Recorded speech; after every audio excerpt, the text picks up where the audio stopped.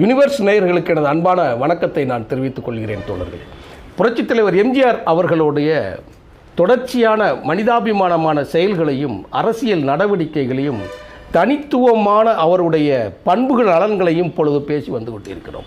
அந்த வகையில் இப்பொழுது எம்ஜிஆர் அவர்களுடைய தொப்பி, எம்ஜிஆருடைய வாட்ச், எம்ஜிஆருடைய அரசியல் கட்சி இதையெல்லாம் பார்த்து பேசி வந்தோம்.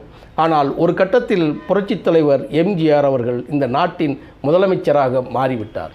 அவர் முதலமைச்சர் ஆன பிறகு அவர் போட்ட முதல் கையெழுத்து அது என்ன, அதைத்தான் இந்த இடத்துல நான் பேச போகிறோம். அவர் பொதுவாக ஒரு ஆட்சி நிர்வாகமும் ஒரு அரசியல் கட்சியின் நடவடிக்கையும் தனித்தனியாக இருக்கும். ஒருவர் ஆட்சியை பிடித்துவிட்ட பிறகு அவருக்கு சார்ந்த நிர்வாகிகள் சரியாக இல்லை என்று சொல்லிவிட்டால் அந்த நிர்வாகத்தினுடைய ஆட்சியின் பெயரையே கெடுத்து விடுவார்கள். அப்படி ஒரு சம்பவம் நடந்தது. அப்படித்தான் காமராஜர் அவர்களுக்கு ஒரு சம்பவம் நடந்தது, கலைஞர் அவர்களுக்கும் ஒரு சம்பவம் நடந்தது. அன்றைய நிலவில் எம்ஜிஆர் அவர்கள் திராவிட முன்னேற்றக் கழகத்தில் கட்சியின் பொருளாளராக இருந்தார். அதையெல்லாம் அவர் நீக்கமற அவர் பார்த்து கொண்டே வந்தார். அதான் நடந்தது. அண்ணா இறந்த பிறகு டாக்டர் கலைஞர் அந்த இடத்தில் முதலமைச்சராக பதவி வகித்த பிறகு கலைஞருக்கு முதலமைச்சராக கூடிய வாய்ப்பினை திரு எம்ஜிஆர் அவர்கள் உடன் இருந்தார்கள். அவருடைய பங்கும் 90% இருப்பதை யாராலும் மறுக்க முடியாது. இன்று இருக்கக்கூடிய மூத்த தோழர்கள் அதை மறைப்பார்கள், மறுப்பார்கள். ஆனால் உண்மை நிலை என்னவென்று தந்தை பெரியார் அவர்களுக்கு தெரியும். திராவிடர் கழகத்தின் ஆசிரியர் வீரமணி அவர்கள் இன்றும் இருக்கிறார்கள். பெரியார் திடல் இருக்கிறது, பெரியார் திடலின் நூல்கள் அப்படியே இருக்கிறது. ஆனால் எம்ஜிஆர் மட்டும்தான் இல்லை.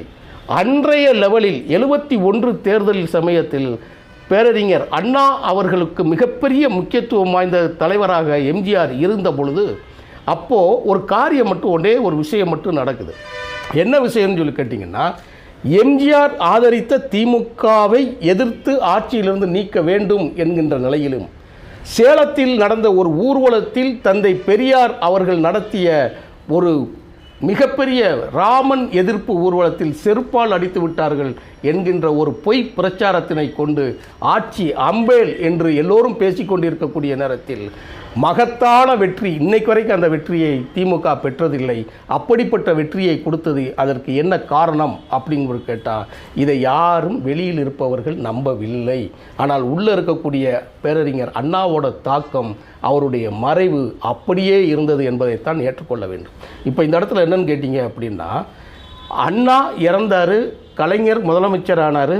திருப்பி அந்த இடத்துக்குள்ளே போகிறது யார் வருவான்னா, அண்ணாவிற்கு நிகராக காமராஜரைத்தான் வைத்தார்களே தவிர கலைஞரை யாரும் வைக்கவில்லை. பத்திரிகைகளும் வைக்கவில்லை, ஆட்சி நடத்தியவர்களும் வைக்கவில்லை, ஆட்சி அதிகாரத்தில் இருந்த அதிகாரிகளும் நம்பவில்லை. காமராஜர் அவர்கள்தான் வெற்றியை உறுதியாக பெறுவார், தமிழ்நாட்டின் முதலமைச்சராக காமராஜரே பதவியேற்பார் என்கின்ற நம்பிக்கையில் அனைத்து கோப்புகளையும் தூக்கி கொண்டு டி நகரில் இருக்கக்கூடிய காமராஜர் வீட்டிற்கே சென்று விட்டார்கள் அதிகாரிகள். நீங்கள் இப்போ இந்த இடத்துல தான் நீங்கள் கவனிக்கணும். ஆனால் இப்போது கலைஞர் முதலமைச்சர் ஆகிட்டார், அதிகாரிகள் முகத்தில் ஈயாடவில்லை. அதுதான் ரொம்ப முக்கியமானது. ஆனால் காமராஜர் அவர்களின் பிஏவாக இருக்கக்கூடிய சுந்தர வடிவேலு அவர்களை அண்ணா மாற்றவில்லை. அடுத்து கலைஞரும் நாவலரும் முதலமைச்சரான பிறகு தன்னுடைய நிர்வாகிகளை மிகவும் கவனமாக அவர்கள் கையாண்டார்கள். ஆனால் இதெல்லாம் கூர்மையாக பார்த்துக்கிட்டு இருக்கக்கூடிய எம்ஜிஆர் அவர்களோ கண்டிப்பாக தலைமைச் செயலரை முதல் மாற்ற வேண்டும் என்கின்ற முடிவுக்கு வரார். அவர் யார்? அவர்தான் கே. மகாலிங்கம். அவர்தான் இந்த புத்தகத்தை எழுதியது. அந்த புத்தகத்தின் தலைப்பு சரித்திர நாயகனோடு ஒரு சாமானியன். சரி, அதில் இருக்கக்கூடிய முதல் கையெழுத்து யார் போட்டால்? அவர் எழுதின புத்தகத்தில் அவரே பதிவு செய்திருக்கிறார். அதுதான் இந்த செய்தி. என்ன சொல்கிறாருன்னா, புரட்சித் தலைவர் போட்ட முதல் கோப்பு கையெழுத்து 1977 ஜூன் 30 அந்த கையெழுத்தில் அவர் போடுறார். அதுதான் வரலாற்றில் மிகவும் முக்கியத்துவம் வாய்ந்த ஒரு செய்தியாக மாறுகிறது, விமர்சனத்திற்கு உரியதாகவும் மாறுகிறது. தன்னுடைய உதவியாளரை பதவி பிரமாணம் செய்ய வைக்கக்கூடிய கோப்பு கையெழுத்து முதல் கையெழுத்து. ஏன்னா காமராஜருக்கு ஏற்பட்டது, அண்ணாவிற்கு ஏற்பட்டது, கலைஞருக்கு ஏற்பட்டது, நாவலருக்கும் ஏற்பட்டது. ஏன்னா சென்ட்ரலில் இருக்கக்கூடிய இந்திரா காங்கிரஸ் கட்சி அதிகார யானை பலமிக்க பவரில் அது இருந்ததுனால அவங்கள எதிர்கொள்ள முடியவில்லை அதிகாரி. ஏன்னா அவங்க போட்ட ஆளுங்க தான் ஐஏஎஸ் அதிகாரிகள் இல்லையா, ஐபிஎஸ் அதிகாரிகள் அல்லவா, யாரும் அதை வந்து மாற்றுறதுக்கு துணியவே இல்லை. அவங்களும் இங்கே இருக்கக்கூடிய லோக்கல் மினிஸ்டர் ஏதோ ஆக்சிடெண்ட்டுக்கு வந்துட்டாங்க, திருப்பி அவங்க ஆட்சிக்கு வரப்போரில்லைங்கிற மனநிலையில் தான் இருந்தார்கள். ஆனால் இந்திய அரசியலின் சரித்திர போக்கையை மாற்றியது தமிழ்நாடு என்பதற்கு அத்தாட்சி போட்டவர் தான் எம்ஜிஆர் அவர்கள். அப்படி இல்லை அப்படின்னா எம்ஜிஆர் அவர்கள் அரசியல் கட்சியை துவக்கவில்லை என்று சொன்னால் திமுக வெர்சஸ் காங்கிரஸ் என்று தான் மாறியிருக்கும். எம்ஜிஆர் அரசியல் கட்சியை துவங்கிய ஒரே காரணத்தினால்தான் திமுக வெர்சஸ் அதிமுக என்று மாநில பாலிடிக்ஸ், மாநிலத்தில் உருவான கட்சிகள் தான் மாற்றி மாற்றி அரசியலுக்கு வர முடியும் என்ற நிலையை உருவாக்கியவர் மகத்தான தலைவர் எம்ஜிஆர். அப்படி இல்லை என்று சொன்னால் ஒரு திமுக, ஒரு காங்கிரஸ், ஒரு திமுக, அப்படி இல்லை என்றால் ஒரு தேசிய கட்சி பாஜக, அப்படி இல்லை என்று சொன்னால் ஒரு திமுக ஜனதாதளம், அப்படியும் இல்லை என்று சொன்னால் ஏதாவது ஒரு தேசிய கட்சிகள் வந்து நம்மளை வந்து அமைக்கியிருக்கோம். அதுக்கு இடமே கொடுக்காமல் கடைசி வரை நிலைக்கு நின்றதுக்கு காரணம் எம்ஜிஆர்கள் உருவாக்கிய மகத்தான அந்த இயக்கம் என்பது சொல்கிறோம். சரி, முதல் கையெழுத்து தன்னுடைய உதவியாளருக்கு போட்டார். இரண்டாவது கையெழுத்து யாருக்கு போடணும் இருக்கு இல்லையா, அது ரொம்ப முக்கியமானது, அதுதான் விமர்சனத்துக்குள்ளானது. அது 1977 31ஆம் தேதி அந்த கையெழுத்து முடியுது. ஜூன் 31 முடியக்கூடிய அந்த கோப்பு அவர் டேபிளுக்கு வருது. அந்த கோப்பு ஒரு 7 ஸ்டார் ஹோட்டலை பற்றியது. வேறு வழியே கிடையாது. முதலாக ஒரு சமூக நலத்திட்டத்திற்கும் ஒரு எளிய மக்கள் வரைக்கும் போய் செய்யக்கூடிய ஒரு திட்டத்திற்கு கையெழுத்தினை போடாமல் ஒரு 7 ஸ்டார் ஹோட்டலுக்கு கையெழுத்து போட்டால் மக்களிடம் எப்படி விமர்சனம் போகும் என்பதனை அவர் மிகவும் யோசித்து அந்த கோப்பினை படித்து முடிப்பதற்கு 1.5 மணி நேரம் எடுத்துக்கொண்டார். முதல் புள்ளியிலிருந்து கடைசி புள்ளி வரைக்கும் அதை படித்து பார்க்குறார். அதில் ஒரு உண்மை அவருக்கு தெரிகிறது. அந்த கோப்பு 20 ஆண்டுகளுக்கு ரெனுவல் பண்ணி கையெழுத்து போட்டிருந்தது கர்ம வீரர் காமராஜர் அவர்கள். நீங்கள் இதை கவனிக்கணும். ஒரு முறை என் கடமை படம் சமயத்தில் காமராஜர் என் தலைவர் என்று சொன்னவர், அண்ணா என் வழிகாட்டி என்று சொன்னவர். அதனுடைய விளைவு வந்த நேரத்தில் எம்ஜிஆர் தன்னுடைய அந்த எண்ணத்தை மாற்றிக்கொண்டார். ஆனால் காமராஜர் மீது இருக்கக்கூடிய மதிப்பும் மரியாதையும் அப்படியே இருந்தது. இப்போது காமராஜர் போட்டு கொடுத்த அந்த திட்டத்திற்கும் ஒரு ஒப்புதலுக்கும் மறுப்பு கொடுப்பதா இல்லை என்றால் ஆதரிப்பதா என்கின்ற அவருக்கு ஒரு சூழல் வருகிற பொழுது காமராஜருக்கும் மரியாதை கொடுக்க மாதிரி முதல் கையெழுத்தினை தன்னுடைய உதவியாளருக்கும், இரண்டாவது கையெழுத்தினை தன்னுடைய வழிகாட்டியாகவும் முன்னாள் அரசியல் தலைவராகவும் இருந்து தமிழ்நாட்டிற்கு கல்விக்கு ஒரு முக்கியத்துவம் கொடுத்த மனிதராக மதித்து காமராஜர் அவர்களின் ஒப்புதலுக்கு மறு ஒப்புதல் கையெழுத்து போட்டது தான் இரண்டாவது கையெழுத்து. சரி, எம்ஜிஆர் யாருக்கு நன்றி சொன்னார்னு ஒன்று இருக்கு இல்லையா. முதல் கையெழுத்து போட்டார், இரண்டாவது கையெழுத்து போட்டார்.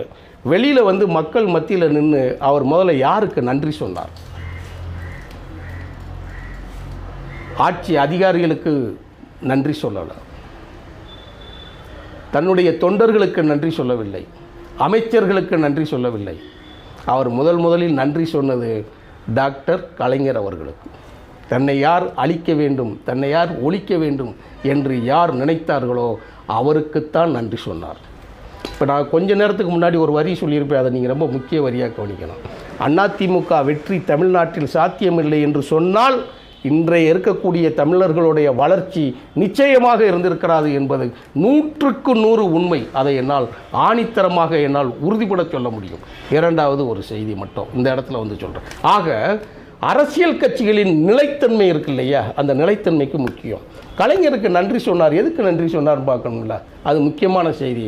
அந்த இடத்துக்கு அவர் வராரு, எப்படி வராருன்னு சொல்லி கேட்டால், தமிழ்நாட்டு முதலமைச்சர் தேசிய கொடியை ஏற்றக்கூடிய ஒரு வாய்ப்பு கிடைக்குது. இதுக்கு முன்னாடிலாம் தேசிய கொடியை யாரும் ஏற்ற மாட்டாங்க.